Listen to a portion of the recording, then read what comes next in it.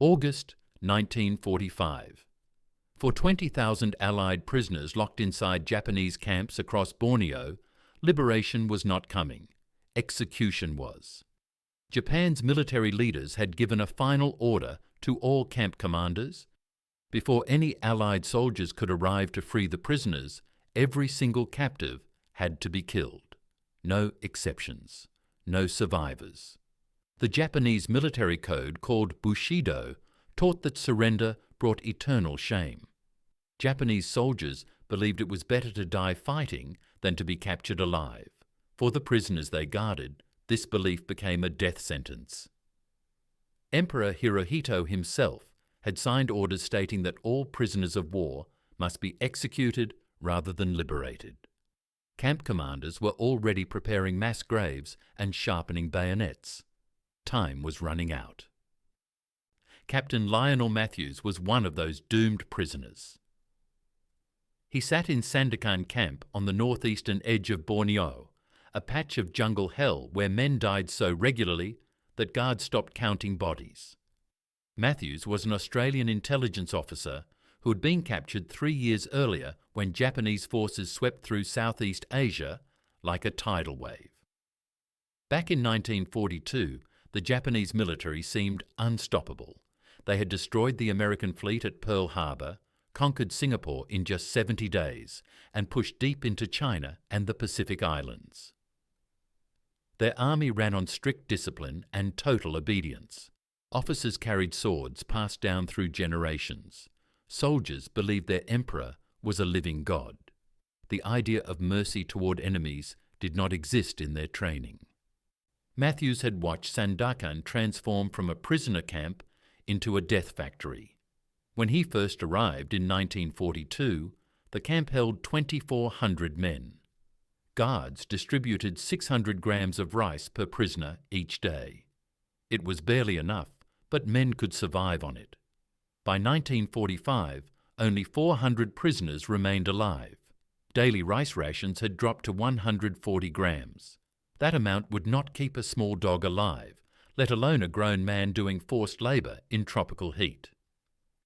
The jungle humidity sat at 90% every single day. Temperatures climbed past 95 degrees Fahrenheit. Men sweated out water faster than they could drink it. Malaria-carrying mosquitoes swarmed in clouds so thick you inhaled them with every breath.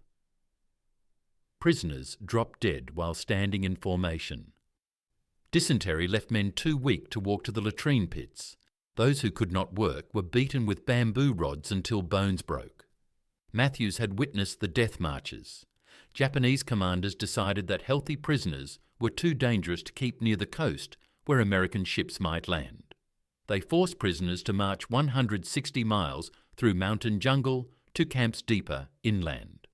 Guards allowed no rest stops. Men who fell behind were shot in the head and left for jungle animals. Of the 2,400 men who started those marches, fewer than 6 survived. The rest died of exhaustion, starvation, or bullets.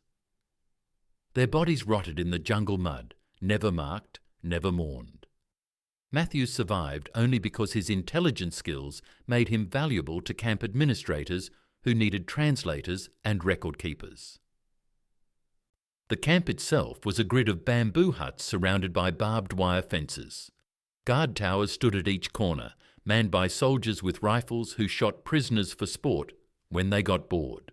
The jungle pressed against the fence line like a living wall. Vines as thick as a man's arm crawled over everything. Tree roots buckled the ground into hills and valleys. Snakes dropped from branches onto prisoners during work details. At night, tigers circled the camp perimeter, drawn by the smell of sick and dying men. The only sounds were coughing, the buzz of insects, and occasional screams when guards decided to make examples of rule breakers. Matthews noticed things other prisoners missed because his mind still worked clearly despite the starvation. He saw that the Japanese communication system was falling apart. Radio equipment broke down constantly in the humid jungle air. Replacement parts never arrived because Allied submarines were sinking Japanese supply ships faster than they could be replaced. Camp commanders were isolated, cut off from higher command, making decisions based on outdated information and growing panic. Japanese soldiers whispered about American victories island by island, getting closer every month. Guards who once strutted around the camp now looked nervous and exhausted. Their own food supplies were running low. Their uniforms were rotting off their bodies. Some guards were younger than 16 years old, barely trained, sent to the front because Japan had run out of experienced soldiers. Matthews also noticed the jungle itself. It was vast and unmapped. Japanese patrols rarely went more than a mile from camp because the terrain was too difficult. Thick vegetation blocked sight lines beyond 20 feet. The ground was either mud or sharp volcanic rock. Getting lost meant certain death because there were no trails, no landmarks, no way to navigate. But that same jungle could hide things. It could hide movements. It could hide tricks. It could hide hope. During his 3 years in captivity, Matthews had built something the guards did not know about. He had created an underground network of prisoners with useful skills. Men who understood radios. Men who could forge documents. Men who could move through the camp without attracting attention. Men who still had enough strength to carry out tasks after dark.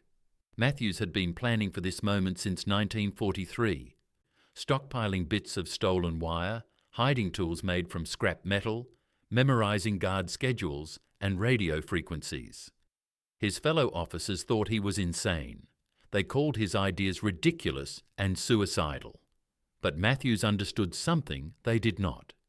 He understood that the Japanese were terrified of American military power, and that fear could be weaponized just as effectively as bullets. The final week of August arrived, and Matthews put his impossible plan into motion. For months he had been smuggling radio parts into the camp piece by piece, a wire here, a tube there, components hidden inside hollow bamboo poles, buried under latrine floors, sewn into the linings of ragged shirts. His team of technical specialists worked in complete darkness inside a storage hut, assembling equipment by touch alone because any light would alert the guards. They built a functioning radio transmitter from parts that individually looked like garbage, but together could broadcast signals across hundreds of miles. The transmitter was no bigger than a shoebox, powered by batteries salvaged from broken Japanese equipment. It was crude and weak, but it could send messages on frequencies the Japanese military monitored constantly. Matthews's plan was simple in concept, but insane in execution. He would create a fake Allied invasion force. His team would broadcast false military communications about 15,000 American paratroopers preparing to drop across Borneo within 72 hours. They would make the Japanese believe that massive airborne divisions were assembling in Australia, loading into planes, preparing for the largest paratrooper assault in Pacific War history. The broadcasts needed to sound authentic. They needed military jargon, proper call signs, realistic unit designations, and convincing operational details. Matthews had memorized all of this during his intelligence training years ago. Now he dictated scripts to prisoners who could type on a stolen Japanese typewriter, creating fake battle orders that his radio operator would broadcast at precise intervals throughout the day and night. But Matthews knew radio signals alone would not convince paranoid Japanese commanders. They needed to see physical evidence. They needed proof that American forces were actually dropping from the sky. So Matthews organized the most bizarre manufacturing operation ever attempted inside a death camp. He assigned teams of prisoners to construct dummy parachutes. They stole rice sacks from the supply warehouse one at a time over several weeks. These sacks were made of rough burlap material that could pass for military canvas from a distance. Prisoners used vegetable juice squeezed from their tiny food rations to dye the sacks. Beets created dark red stains. Crushed leaves made greenish-brown colours. The dyes were uneven and splotchy, but from 200 feet away in jungle shadows, They looked like camouflage patterns. Other prisoners built frames from bamboo that could be shaped into boxes resembling supply crates. Bamboo grew everywhere around the camp, and guards barely noticed when prisoners carried it back from work details. The frames were lashed together with vine rope and covered with more stolen burlap. Prisoners carved fake American military insignias into salvaged tin cans using sharp rocks.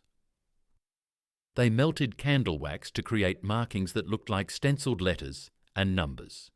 Each dummy crate took hours to build. Each one needed to look convincing enough to fool Japanese scouts who might examine them up close. The contrast between what Matthews was attempting and what he had to work with was almost funny. The American military actually had thousands of real paratroopers, real transport planes, real parachutes made from silk, real supply drops with actual weapons and food. Matthews had string, rotting fabric, bamboo sticks, and starving men whose hands shook too badly to tie proper knots. The construction happened entirely at night. Prisoners worked in total silence after the 10 o'clock bed check. Guards rarely patrolled between midnight and 4 in the morning because they were as exhausted and underfed as their captives. Matthews posted lookouts who could whistle like jungle birds if guards approached. The builders worked by moonlight when clouds permitted, or by touch alone on darker nights. They assembled dozens of dummy parachutes and fake supply crates over 2 weeks.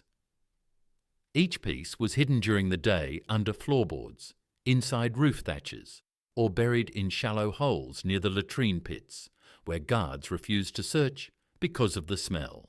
When everything was ready, Matthews sent his teams into the jungle. They moved in groups of 3, carrying the dummy equipment through gaps in the fence line that had been carefully loosened over months. The jungle at night was terrifying, absolute blackness between the trees. Sounds of animals hunting and being hunted. The knowledge that Japanese patrols sometimes walked the perimeter with rifles and bayonets. But the teams had practiced these movements for weeks. They knew exactly where to place each dummy. Parachutes were hung from tree branches 300 yards northwest of camp. Supply crates were scattered in a clearing half a mile to the east. More parachutes went up near the main road leading to the camp entrance. The goal was to create the impression that American forces had already begun dropping supplies and scouts into the area, preparing the way for a massive airborne invasion. Matthews coordinated everything with his radio broadcasts. When his operator sent fake messages about paratroopers dropping in Sector 7, prisoners hung dummy chutes in that exact area the same night. When the broadcast mentioned supply crates landing near coastal roads, teams planted fake crates along those routes. The timing was critical. Japanese intelligence officers monitoring the radio signals needed to find physical evidence that matched what they were hearing. Matthews was gambling that Japanese commanders were already rattled enough by news of atomic bombs dropped on Hiroshima and Nagasaki, already terrified by reports of Soviet forces invading Manchuria, already aware that Japan was losing the war. He was betting they would see what they expected to see rather than investigating too carefully. The psychological contrast Matthews exploited was profound. The Japanese military had spent 4 years teaching their soldiers that Americans were weak, decadent, and cowardly. But those same soldiers had watched American forces island hop across the Pacific, destroying Japanese positions with overwhelming firepower. They had seen American planes darken the skies. They had witnessed American ships shell coastlines into rubble. Japanese propaganda said one thing. Japanese casualties proved another. Now those soldiers were hearing radio chatter about 15,000 elite paratroopers preparing to drop on their isolated jungle camps, and they were finding parachutes in the trees as evidence. The abundance of American military power was not actually present, but Japanese paranoia made it real in their minds. Matthews watched Japanese commanders begin to panic. Guards doubled their patrols. Officers held emergency meetings that lasted past midnight.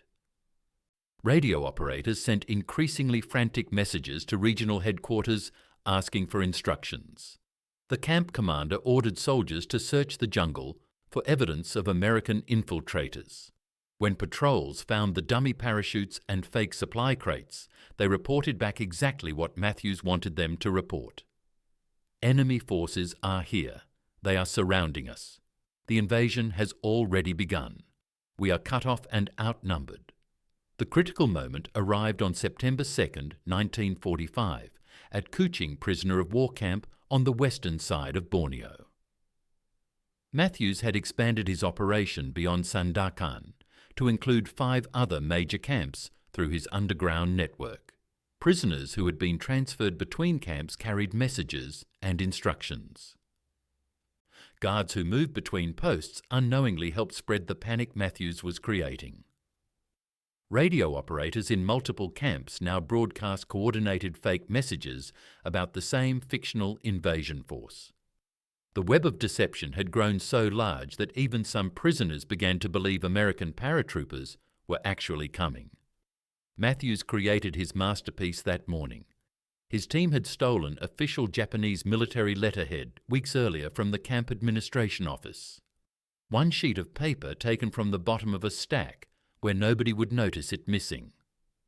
They had practiced copying the signature stamp of the regional military commander by carving it into a piece of soft wood using a nail. The stamp was not perfect, but it was close enough to pass a quick inspection. Matthews dictated the document himself, using formal Japanese military language he had learned during his intelligence work. The document was titled Emergency Combat Directive, and it contained fabricated orders from Allied Pacific Command. The directive stated that massive airborne assault operations would commence at dawn on September 3rd. 15,000 paratroopers from the American 11th Airborne Division would drop simultaneously across 6 locations in Borneo. The primary targets listed were the exact locations of the 6 camps where Matthews had network contacts. The document included grid coordinates, unit designations, and tactical objectives. It described how Allied bombers would first destroy Japanese communication centres and supply depots. Then paratrooper forces would secure the camps and neutralise all enemy resistance. The document looked official. It sounded official, it felt official, and most importantly, it confirmed every fear Japanese commanders already had. Matthews arranged for the document to be discovered rather than simply delivered. That was the genius of it. A prisoner on work detail outside Kuching camp intentionally dropped a folded paper near the guard post. He made it look like an accident, like something had fallen from his torn pocket. A Japanese guard picked it up, unfolded it, and immediately ran to find an officer who could read English. Within 30 minutes, the camp commander was holding the document with shaking hands. Within an hour, he had called an emergency meeting with all senior officers. Within 2 hours, Japanese soldiers were packing their equipment and preparing to evacuate. The psychological collapse happened faster than Matthews had predicted. The Kuching camp commander looked at the evidence in front of him and made a calculation. His orders from Tokyo said to execute all prisoners before Allied forces arrived. But those orders were written when Japanese commanders thought they had time. The atomic bombs had changed everything. The Soviet invasion of Manchuria had changed everything. And now this document said American paratroopers would land in less than 24 hours. The commander had 300 soldiers under his command. Most were young, inexperienced, and terrified. Their equipment was falling apart. Their ammunition supplies were running low. They had no air support, no naval support, and no way to call for reinforcements because Allied submarines controlled the waters around Borneo. The commander made his decision. He would not fight 15,000 American paratroopers to guard 1,200 prisoners who did not matter anymore. He would not sacrifice his men in a battle that was already lost. He ordered immediate evacuation. All Japanese personnel would withdraw into the deep jungle where they could hide until they received further instructions. The prisoners would be left behind. Let the Americans deal with them. The camp commander told himself he was making a tactical retreat, preserving his forces for future operations. But the truth was simpler. He was running away because he was terrified. That night, the impossible happened. Japanese guards who had beaten prisoners every single day for 3 years simply walked away. They gathered their belongings, their weapons, their personal items, and marched out of the camp in formation.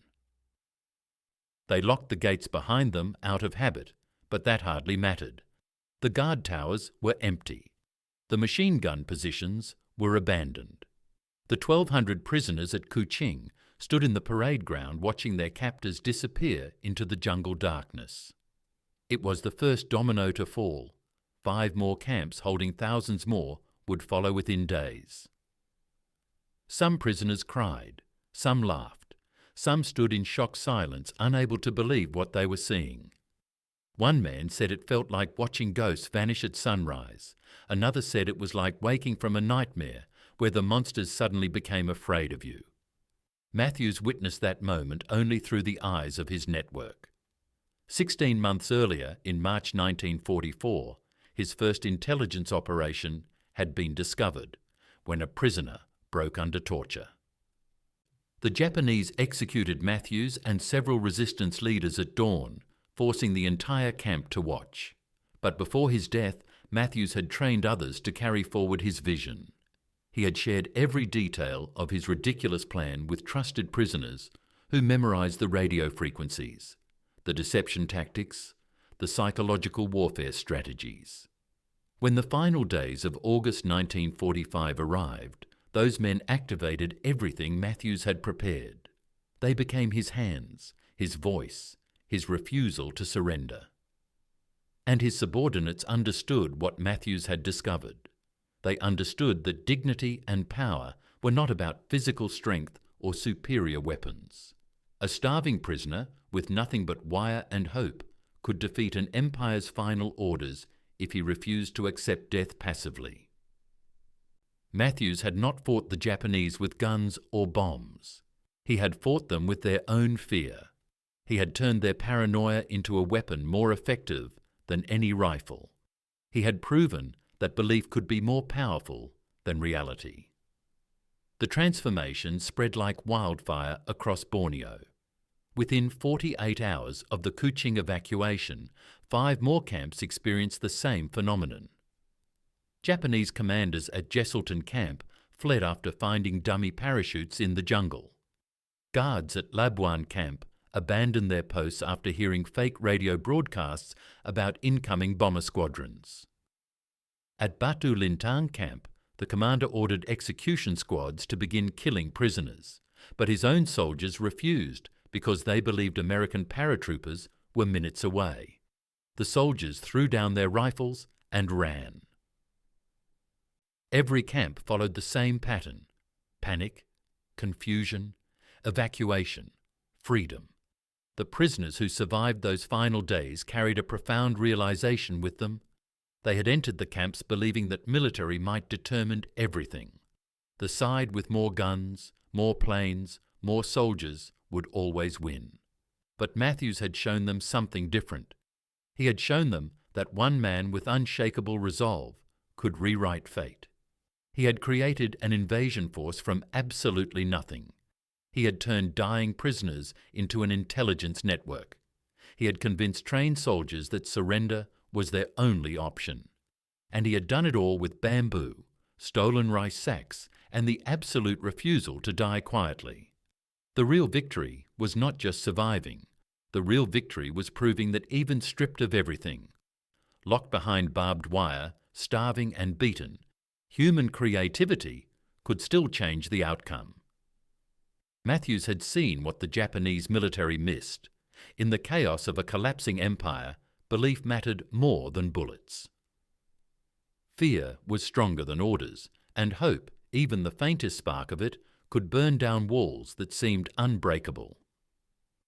Australian forces arrived at the camps in late September 1945, 3 weeks after Japan's official surrender. The rescue teams expected to find mass graves and execution sites. They had seen intelligence reports about Tokyo's final orders.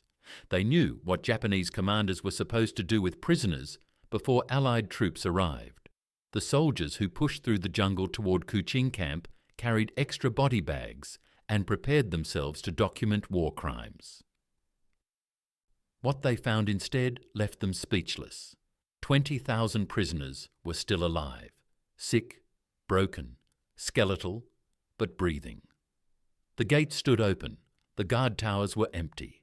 Dummy parachutes still hung from tree branches, like strange white flowers blooming in the green canopy. The Australian officers could not understand what had happened at first. They walked through abandoned Japanese positions, finding half-eaten meals on tables, personal belongings scattered on floors, ammunition stockpiles left untouched. It looked like the guards had vanished in the middle of ordinary activities, as if they had simply stood up and walked away without explanation.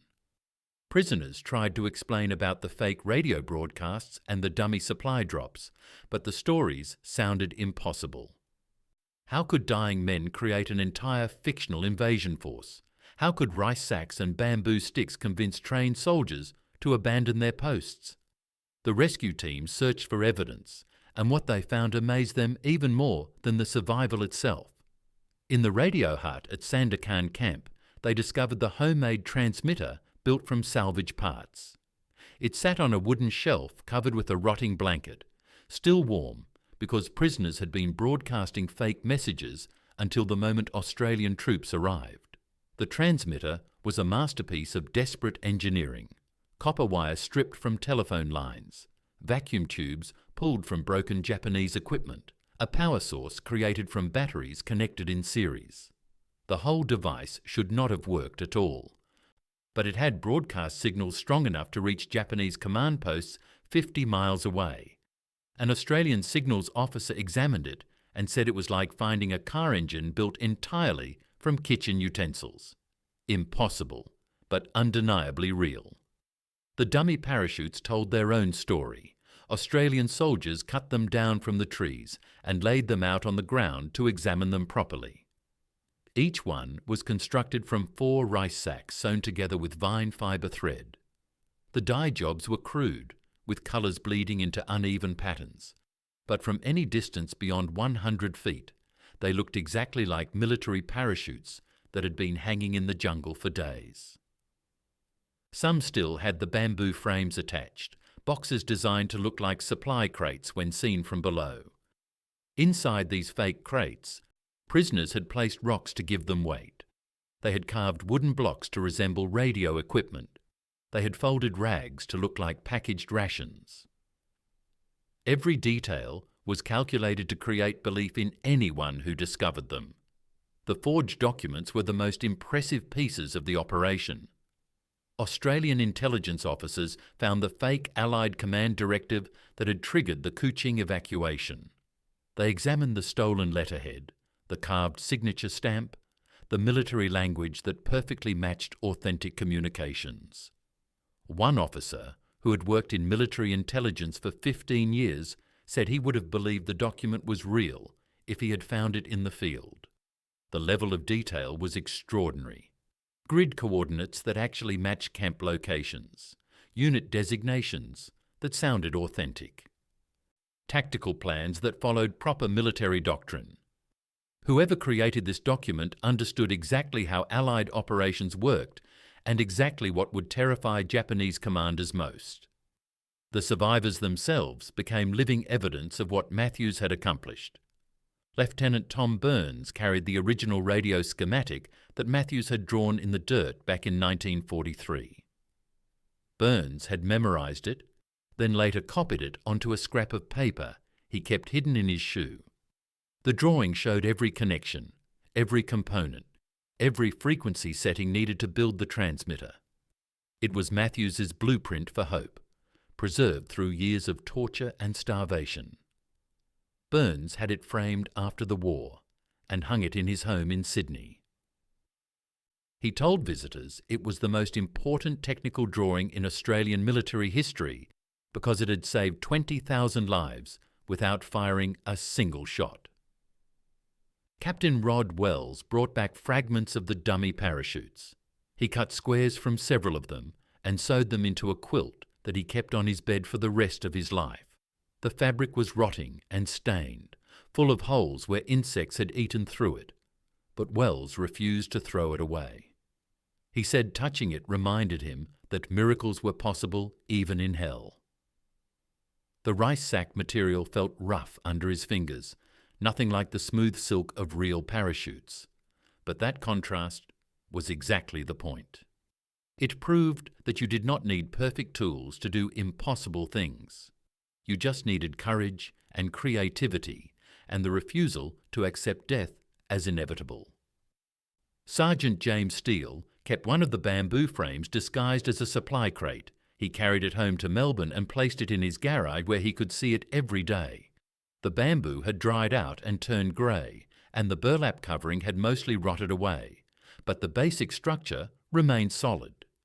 Steele would show it to his children and grandchildren, explaining how this simple frame, made from jungle materials, had helped convince Japanese soldiers that American bombers were overhead.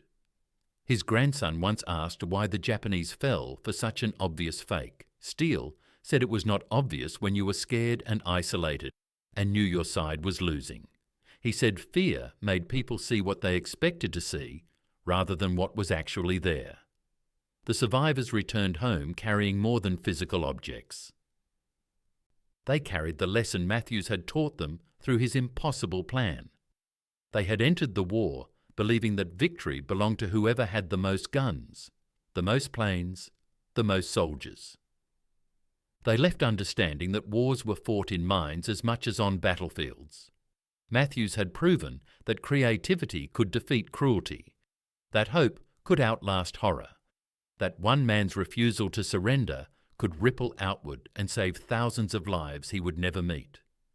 Many survivors spoke about Matthews in their later years. They described him as ordinary-looking, average height, thin like everyone else in the camp, nothing physically impressive about him. But they said his mind worked differently than other men. He saw possibilities where others saw only walls. He found solutions in places no one thought to look. When officers told him his plan was ridiculous, he agreed it was ridiculous, then did it anyway. When guards beat him for organizing resistance, he waited until he healed, then organized more resistance. When he was finally executed, he died knowing others would continue his work. That was the real power he possessed, not strength or weapons, but the ability to plant ideas in other people's minds and trust those ideas would grow even after he was gone. The contrast between what Matthews started with and what he accomplished became the defining memory for every survivor. He had nothing, no weapons, no technology, no support from outside, just dying men, scraps of stolen material, and knowledge that 20,000 people would be executed unless someone did something impossible. So he did the impossible. He built an invasion force from string and hope. He turned enemy fear into friendly victory. He proved that even in humanity's darkest places, one person's courage could still change everything. The lesson was simple, but profound. Power does not come from having more resources than your enemy. Power comes from using whatever you have in ways your enemy cannot predict or defend against. Matthews never commanded armies or flew bombing missions or stormed beaches. But his ridiculous plan saved more Allied lives than many famous battles. And he did it with nothing but wire, fabric, bamboo, and the absolute refusal to let 20,000 people die without a fight.